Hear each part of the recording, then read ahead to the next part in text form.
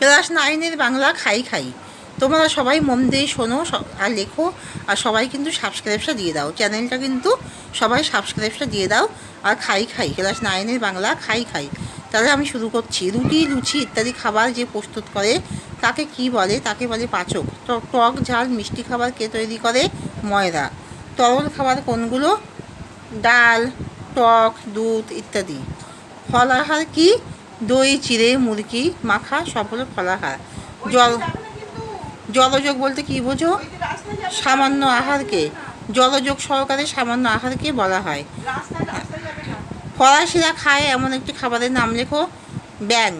বারমার খাবার কি? আমপি। ফড়িংয়ের ঘন্ট কারা খায়? জাপানিরা। চীনাদের প্রিয় খাবার কি? আরশোলা।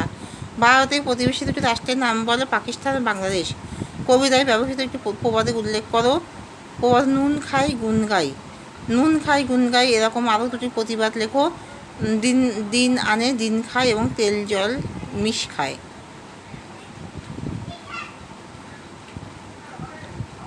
খাই খাই পত্রিতে যত খাবারের কথা কবি বলেছে তার তালিকা তৈরি করো। খাই খাই পত্রিতে যে খাবারের কথা বলা হয়েছে তার তালিকা হলো: ডাল, ভাত, তরকারি, ফল মূল, শস্য, আমিষ নিরামিষ, চর্য চস্য, রুটি, লুচি, ভাজাভুজি, টক ঝাল মিষ্টি, জল, দুধ, সব পানীয়, বিড়ি, ফলাহার, জলযোগ, ব্যাং, ডাম্পি, ঝাল, ফড়িংয়ের ঘন্ট, আরশোলা, আরশোষ, কলা, সুদ, ঘুষ, হাওয়া, খাপ, মিশ, গুলি, পাক, ভয়, বেত, গালি, থতমত, তারা, দিন, হোঁচট, চুমু, ধমক, বকুনি, কিল, চর, লাঠি, ঘুষি, জুতো, তোর, চাবুক, নুন, বাতাস, আছাড়, মোচড়, কানমলা, টোল, দোল, ঘোল, গোত, ডিগবাজি, ঠেলা, ধাক্কা, প্রসাদ, মাখা, বিষম, আদা, নুন, ভেবাচাকা, থরকে, কচু পোড়া এবং ঘন্ট।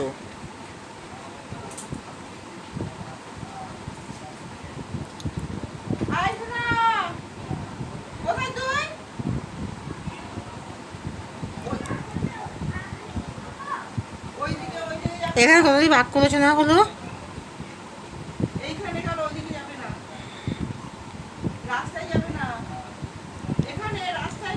বাক্য রচনা হলো: মিশ খায়, তেলে জলে মিশ খায় না। দিন আনে দিন খায়, গরিব লোকেরা দিন আনে দিন খায়। হাওয়া খায়, বাবুরা জুদি গাড়িতে চড়ে হাওয়া খেতে বেরোতেন।